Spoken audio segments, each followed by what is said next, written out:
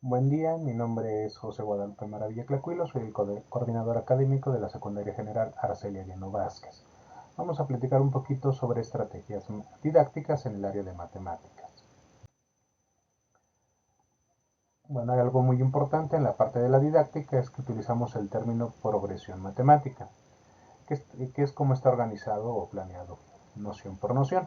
Es decir, comenzamos con la construcción de conceptos abstractos, actuación de manera clara, comprensión a través de la progresión lógica, estructura del pensamiento y debemos de terminar con el desarrollo de estructuras mentales. También otra parte que debemos de tener claro es que la didáctica de la matemática se divide en la parte de manejo de material concreto, la parte de representación, hasta llegar a la parte abstracta. Hay algunos autores que lo manejan como la parte de manipulación, verbalización y notación matemática. ¿Qué es una estrategia? Bueno, hay un autor, después les comento quién es, me pareció interesante lo que comenta. Lo define así, con preguntas. La primera es que las estrategias didácticas son procedimientos, es decir, métodos, técnicas y actividades. ¿Para quién está dirigido? Pues estudiantes y profesores, por medio de las cuales los profesores y los estudiantes organizan las acciones del proceso formativo de manera consciente.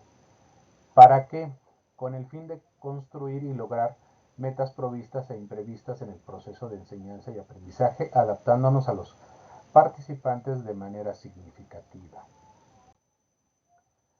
Y bueno, lo que vamos a utilizar es aprendizaje basado en problemas. Hay un autor que nos dice, este problema es lo que impulsa la motivación y el aprendizaje. ¿En qué consiste? Bueno, es un enfoque centrado en el estudiante en el cual éste aprende sobre un tema trabajando en grupos para resolver un problema que puede tener múltiples procesos. ¿Cuál es el propósito? Pues esta estrategia a menudo se utiliza en escenarios de casos ficticios, no necesariamente. Su objetivo no es resolver el problema en sí, sino usarlo para el desarrollo del aprendizaje. El producto final puede ser tangible o bien una propuesta de solución al problema. En el caso de casos ficticios, no necesariamente, pueden ser casos reales. ¿Qué desarrolla el estudiante? Capacidad de razonamiento, aptitudes para la planeación, iniciativa, trabajo en base en hipótesis cuya verificación exige el ejercicio de la reflexión, la aplicación de lo aprendido en situaciones diferentes, es decir, que pues, se puede llevar a otros problemas u otros contextos. ¿Cómo aplicarlo en el aula? Bueno, vamos a ver varias partes. La primera es la revisión de la situación. Los estudiantes por equipo revisan el problema que generalmente está mal estructurado y aclaran el significado de los términos que no entienden. Definición del problema. Los estudiantes analizan y definen el problema. ¿Qué sabemos? Los estudiantes identifican, organizan el conocimiento que ya tienen para resolver el problema. El profesor y los miembros de la comunidad participan en actividades que colaboran para encontrar soluciones. Pero aquí lo importante es que a raíz de esto surge la siguiente parte, que es que no sabemos. Los estudiantes identifican el nuevo conocimiento que necesitan adquirir para resolver el problema. Es ahí donde entra el aprendizaje. En esta parte, cuando trabajamos problemas, a la hora que se van leyendo, hay un momento donde sí se necesita verificar qué es lo que necesitamos o qué es lo que no conocemos para poderlo resolver. Después seguimos con la priorización, donde los estudiantes se organizan y ordenan aquello que necesitan. El profesor puede o no proporcionar referencias, llegamos a la investigación. Los estudiantes dividen el trabajo entre ellos y conducen una investigación asignada individualmente por plazos acordados, reuniones periódicas. Los estudiantes se reúnen para compartir los resultados de las investigaciones que han realizado individualmente si es necesario. Realizan investigaciones adicionales. Y la última parte pues es el diseño de la solución, donde los estudiantes con base en los nuevos aprendizajes y los conocimientos previos toman decisiones para proponer la mejor solución posible. Y obviamente terminamos con la presentación de la solución, donde los estudiantes escriben o presentan oralmente, no necesariamente puede ser una justificación por escrito, la solución al problema. Bueno, tenemos el desarrollo de la secuencia, donde, bueno, obviamente se divide en tres partes, inicio, desarrollo y cierre. En la parte de inicio colocamos las preguntas de qué sabemos, qué no sabemos. En la parte del proceso formativo, la priorización, investigación, reuniones periódicas. Y en la parte de cierre, el diseño de la solución y presentación de la solución. Bueno, vamos a irlo verificando con un ejemplo. Estamos en la parte de inicio donde se presenta la solución. Un momentito hacia atrás. Y bueno, en esta parte ocupamos el aprendizaje inesperado. Bueno, yo como ejemplo estoy tomando fórmula, justifica y usa el teorema de Pitágoras. ¿Qué vamos a hacer? Hay que revisar, es la revisión de la situación. Tenemos como ejemplo, una empresa de comunicación hace la donación de una torre de radio para la Cruz Roja Delegación Santa Cruz Tlaxcala. La torre no cuenta con tirantes de retención, por lo cual se pide apoyo a los alumnos de tercero para calcular la distancia de estos tirantes y hacer un dibujo de cómo se vería instalada. Tenemos la parte del conflicto, que es la definición del problema, donde se deben de fijar tirantes de retención 2 a 6 metros y 2 a 15 metros sobre la torre, y el amarre debe ir sobre el piso y debe de estar a 8 metros de la base. ¿Qué es lo que sabemos? Que en este caso lo ideal es hacer un dibujo croquis. Aquí yo lo estoy complementando con una imagen, si se dan cuenta, estos son los tirantes de retención que necesitamos y van sujetos unos a 6 y otros a 15 metros. Y de la base al punto de retención pues serían 8 metros. Al hacer el croquis o dibujo, o en este caso una representación, pues nos damos cuenta que se forma un triángulo rectángulo. Entonces ya sabemos que lo que necesitamos conocer pues es precisamente el teorema de Pitágoras.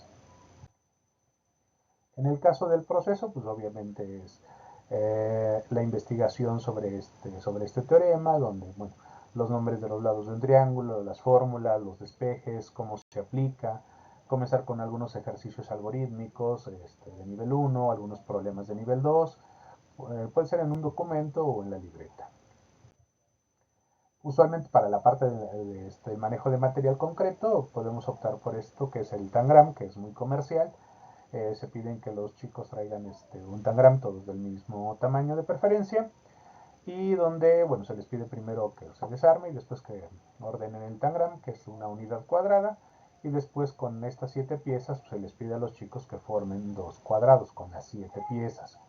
Posteriormente lo que hacemos es pedirle al estudiante que se combinen binas y que utilice estas 3 partes, que serían 2 tangrams, para construir este dibujo. Con esto nos damos cuenta que la parte de la hipotenusa pues es un cuadrado, que es la unidad cuadrada del tangram, y los catetos, que serían los lados, pues son las 7 piezas del tangrama, es decir, que estas dos piezas suman una unidad cuadrada, que es exactamente la que está en la hipotenusa, y llegamos a lo que es el teorema, ¿no? La suma de los cuadrados es igual al cuadrado de la hipotenusa. Existen otras demostraciones, por ejemplo aquí les estoy dejando algunas ligas, o en alguna liga, donde hay más demostraciones, pero bueno, esta sería como que la más, bueno, por el tipo de material que se utiliza, que es muy comercial, pues la más accesible. Y comenzamos ya con la parte concreta del teorema, donde vemos que existen algunos despejes para la fórmula y vemos que se puede aplicar ya en unos ejercicios de manera muy directa. Después comenzamos con algunos problemas sencillos, donde obviamente también estos problemas están orientados al problema que tenemos que resolver. Entonces son muy parecidos y bueno, aquí se comienza a aplicar y se debe de resolver. Ya en la parte de cierre, pues necesitamos la justificación del proceso de solución, donde, bueno, obviamente debe de haber una revisión, donde es una devolución de un borrador, podemos hacer una revisión en plenaria de cómo se está resolviendo y obviamente ya llegar a una conclusión y presentarlo en limpio. Bueno, por ejemplo, aquí tengo, esto solamente es un bosquejo. Más o menos como quedarían, que son los triángulos que se formarían, las alturas que sería de 15, de 6, la separación del poste donde van los amarres, que son de 8. Obviamente este es un bosquejo. Ya cuando estamos trabajando con los chicos, obviamente debemos colocar más ejercicios, debemos hacer, bueno, las revisiones pertinentes. Y en este caso, cuando llegamos a la justificación, pues es que el chico nos desarrolle todo este proceso desde un inicio, cómo se fue armando, qué conclusiones se está teniendo y obviamente la solución a la pregunta que se les está pidiendo, ¿no? Entonces esta parte de la justificación es un documento bastante amplio. Bueno, el material fue realizado antes de la sesión del Consejo Técnico, por lo cual pueden surgir algunas inquietudes, pero realmente yo lo tomé nada más como relaciones. En el caso de ciencias, pues describe, explica y experimenta con algunas manifestaciones y aplicaciones de la electricidad e identifica los cuidados que requiere su uso. ¿Por qué lo coloco? En estos, eh, en estas antenas o en estos soportes, estructuras van colocadas antenas, donde algunas pueden hacer uso de corriente eléctrica y otras no, pero sí es importante tener el conocimiento de esto, ¿no? Caracteriza cómo responden distintos materiales a diferentes tipos de interacción, mecánicas, térmicas, eléctricas. Bueno, hay que recordar que todo esto, el soporte de telecomunicaciones y las antenas están a la intemperie, entonces sí es importante esta parte. En el caso de lengua materna, escribe crónicas sobre sucesos locales. Algo que sí tenemos que tener muy en cuenta es la diferencia entre ejercicio y problema. Bueno, aquí hay algún autor que nos da algunas referencias, donde dice ejercicios, de un vistazo sabes qué es lo que se te pide que hagas, conoces de antemano un camino y no tienes más que aplicarlo, el objetivo principal es aplicar una situación concreta, propone tareas perfectamente definidas. Prácticamente es cuando se nos presenta una situación y de inmediato sabemos qué herramienta podemos utilizar. En el caso de los problemas, suelen ser necesario leerlos con atención. Sabes más o menos a dónde se quiere llegar, pero se ignoran muchas partes. Si el objetivo es que organice y relaciones tus conocimientos de forma novedosa, suponen una actitud mental positiva y abierta. En general son cuestiones más abiertas y menos definidas que los ejercicios. En el caso de los problemas hay que hacer más justificación, más definición y sobre todo hay que verificar exactamente cuál es la herramienta matemática que nos están pidiendo utilizar. Esa es como que la gran diferencia. Eh, bueno, obviamente todo esto no lo inventé yo. En el caso de la parte de didáctica me apoyo mucho del libro de Palomar, que es Didáctica de las Matemáticas de Trillas. En el caso de la estrategia, bueno, se me hizo interesante el material, que es de Javier Ana. Y en el caso de muchos ejercicios que ven ahí, son de las cajas matemáticas o de las maletas matemáticas que muchas escuelas tienen. En este caso utilicé el material de Lunangel, que es la caja pitagórica del tercer grado de secundaria.